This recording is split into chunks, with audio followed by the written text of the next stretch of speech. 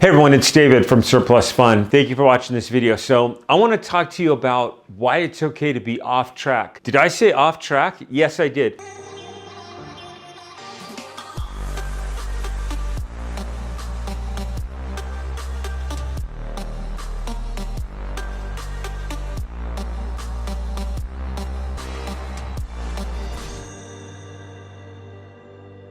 Why it's okay to be off track in your business and still be successful. But do me a favor, before I get into this, if you have not subscribed to my channel, come on, what are you waiting for? Go and click subscribe down below. Click the notification link. I'd love for you to be one of my lucky winners. Okay, so the biggest problem I've seen in my business with people throughout the years is they always want to have the perfect plan. And every single one of these I've dissected. And I just had a woman in Warriors. I was coaching her about a year ago, and she got really mad at me when I told her that she was never going to make a phone call because she wanted to get her script typed out on her computer. Then she wanted to write her script out. Then she wanted to go ahead and make sure she had her script embedded in her computer and move it to an inbox, and then go ahead and share it in an inbox, and then come up with an automated thing in her email. And every time I talked to her, she had a different goal. And Lisa, I love you. You may be watching this. I finally said Lisa.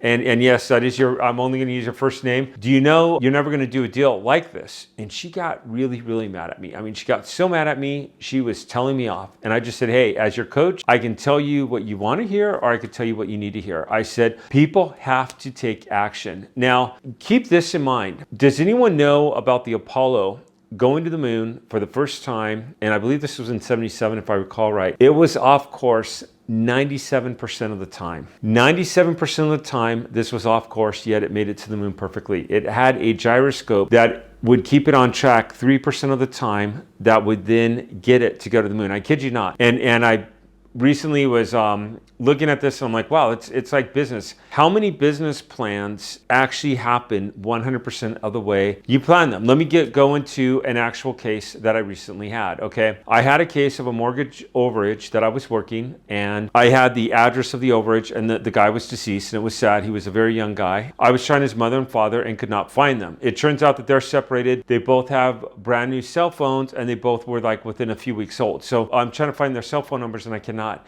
I then start pulling up as much data as I can, and I pull up an address search, and I finally get a hold of someone, and I find out the brother's phone number. And I call up the brother. I say to him, hey, my name is David. I'm calling you from JD Vista. I give him the whole speech on who I am and what I do. And the guy said, this is on one of my Monday calls, by the way, and the guy said to me, and he goes, wow, I had no idea that property went for over the asking price. Now, in a perfect world, I was just going to call the mom. I had her phone number, and I was going to let her know that she had an overage from her son's property. This guy had no children. He wasn't married. I can't reach her. I tried the dad. I can't reach him. There's no other relatives that are listed that I can find at all. I'm doing a name search on this guy. No, I didn't even know he had a brother. This just accidentally came up in one additional address search that I did. When I say additional address search, so what I did is I looked at the mom. I looked at the history of the mom. I looked at the history of the mother's addresses. I looked at the father's history. And then I went ahead and I started running address searches on these, which I just started doing impromptu. I wasn't actually planning on this. And then about 4 or 5 addresses into this, boom, I noticed someone with the same last name. I call this person, and the guy says, oh yeah, I'm the brother. And I go ahead and I inform the brother that there's funds at the property. And the guy's like, wow, we had absolutely no idea. My perfect plan would have been to call the mom or dad and said, hey, did you know there's funds from this property? And I'd like to go ahead and get you paid.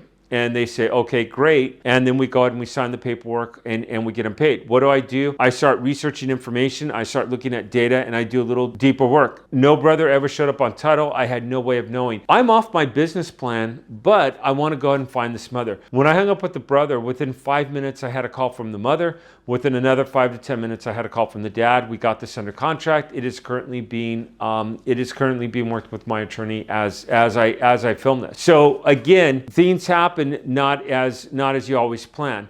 I had another situation in Florida, and I've talked about this before. I had a tax overage that I was working, true story, and the lady, it was her late husband's estate. that it was a property that he had, and she knew about the property. She let it go in a tax overage. She let it go for a tax auction. She had no idea there was an overage, and she had no idea. And she had a different name that was on. Now, my perfect plan is to call her and say, hey, there's funds, go and sign the paperwork. She had no ID. Her house had burned up on fire. We're in the middle of COVID when all this is happening. I actually got her to go to the DMV, get an identification. And then one of the things that happens is we do a contingency agreement, and then JD Vista, we do an assignment of interest, we collect the funds, okay? So we go and we collect the funds on her behalf. This lady did not have a bank account, and she had to wait 30 days, and she's asking me, she goes, can you just hang on to the funds for me? And I'm like, absolutely not. And she goes, can you pay me cash? I go, absolutely not. And I forget what it was, but it was a significant number. It was like, well, it was north of 10,000. I forget exactly what it was. I'm like, I'm not gonna send this briefcase down to you. And I literally got asked this, can you pay me cash? I mean, what am I gonna do? I like proof that people got paid, like take pictures of all these bills in a suitcase and send an armored truck down there. I think not. So my business plan, so she opened up a bank account. I went ahead and made a deposit in there immediately. She had to wait 30 days, and I said, hey, this is the way that it is, and this way. And she's like, well, can you hang on to my money? And I'm like, are you in trouble with the IRS or something I should know about? She's like, well, I don't think so. I don't know. And I'm like, I don't want to hang on to this money. I'm not comfortable hanging on this money. We agreed that I was going to pay you. Yes, I want to go ahead and pay you. I don't want to hang on to money that's not mine. So I was very clear and concise about that. So you're going to be off course. Now, why do I say this? Because when I first started doing business, I can't tell you how many deals I've had to do some sort of creative thinking or outside the box. I'm working on and I've been working on this one for a while. I'm working on a woman who has a son who's deceased, and the funds go to her. And it's a corporation, and it's late with California, and I'm trying to get paperwork organized with California. She's such a sweetheart of a lady. I don't even care if I get her paid. I mean, I don't care if I get paid. I'm trying to get her paid. I'm sure she'll pay me in the process, but I'm trying to get her some money, because we're in the business of helping people. And when you're in this business, you need to think about yourself as being in the business of helping people. So whenever you go into a business plan, maybe you make some phone calls, and you're afraid of making those phone calls. 100%, I was there in 2014. 2014, I could not make a phone call. I was scared to death to do it. 6'7", I've been athletic, love playing sports, I love doing fun things, and I really had to sit down and reflect, why am I so afraid to make a phone call? Well, I'm thinking the other person won't take me seriously. Okay, why am I afraid the person won't take me seriously? I get calls all day long about my car warranty, about the IRS, about yada, yada, yada, and I don't want people to think I'm the same thing. That's where I've really had to come up with a script, and I stick to my data, and that's the number one thing that has saved me every single time. Data will save you. Who are you? Well, my name is David with JD Vista. I'm calling about the property at 123 Main Street. Well, what about it? And I've said in several videos now, all script is it's story. You're coming up with an actual story, and you need to know the story, because someone may ask you, who are you, and how'd you get my info, or what's in it for you, or why are you calling, or what's this about, or how does this process work? They can ask you any question they want in any order. And trust me, I've been on the phone plenty of times, and a lot of you see me on the phone where you know that it's going to come in any order that you want it to, that it may come in, that you want it to come in, that it may come in, that they throw at you. And if you have that script down, like, what's in it for you? Hey, that's a great question. We help you get the funds. We help you with an agreement that with your approval, we'll go ahead and we'll put in for this. We'll get you paid. You pay absolutely nothing. Upon you getting paid, we will get X% of the funds. And this is how we work, and this is what we do. Like, we work mortgage overages. Okay, we give it to our attorneys. Our attorneys go ahead and they file. They get the paperwork. They subpoena the funds. They get the funds. And then we get you paid. And you have to know that process to be able to explain them. What if I don't get paid? Well, then we don't charge you. And mark my words, it's all over the agreements. You pay nothing if we don't get paid. It would be a waste of my time to work with you if I'm not going to make anything. And we're very clear with that on people. So my whole thing is what if you worked a deal for $1,000, small deal, and say you're going to make half of that, or 25% of that, it's between $250 and $500. And some of you, that sounds like good money. Trust me, there's a lot more in this business. Some of you are saying only $250 or $500. Well, I recently had a deal where someone lost a lot of money because he screwed up on the paperwork. Do a small deal. What if you jacked up the entire deal and you messed it up? You messed up the entire deal. You go back, you try to get your person paid, and maybe you don't get paid in the process.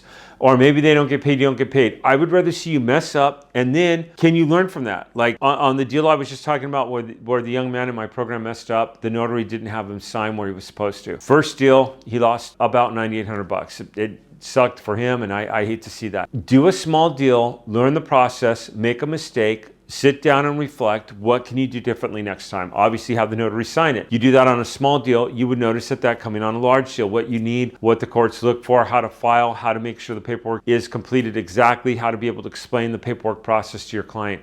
And then you work your way up there. And I've been saying this for years now, and I truly mean this. You got to start off small, and you got to work your way up the ladder and keep on going up the ladder. So you're going to be off course. You're going to mess up. You're going to get off course. You're going to totally mess up your work. And is that okay? Absolutely.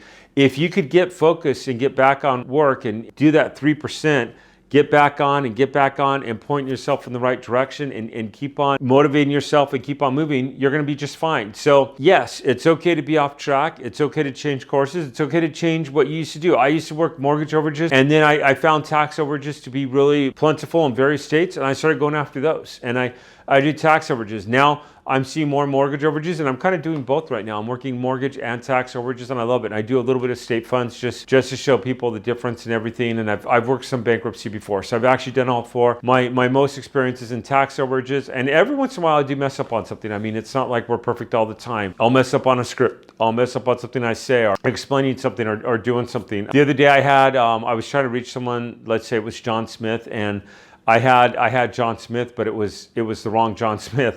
It was actually a deceased, and I'm talking to the lady, and she's like, I never knew that. It was actually a female here. I never knew that about my mom. And I'm like, yeah, she had this property. And she's like, where? And I'm like, in Florida.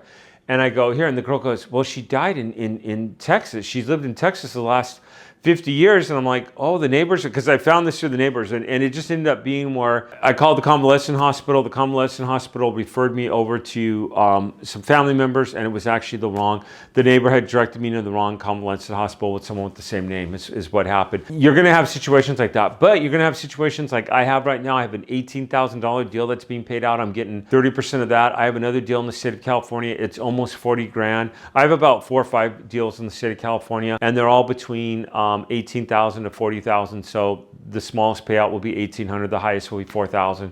And I probably have about maybe $15,000, $20,000 worth of payout. You make money in this business, and it's great. But what I'm saying is, you're going to start somewhere. You're going to start off small. You're going to learn the business and then learn how to work it. Learn your script. Practice a few times with some friends, and then start calling people. Let them know they have funds. You're going to find someone who wants to work with you, who's going to agree to work with you, and it's going to be great. Might not be your first person, might not be your second person. Some people might try it one time and they're like, oh, this doesn't work, this doesn't work. Well, try it 5 times and then tell me it doesn't work. I mean, you're gonna see a deal and it's gonna move forward. Hey everyone, I want to thank you for watching. Do me a favor, again, subscribe if you haven't. Click the notification link, and I'll see you on the next video.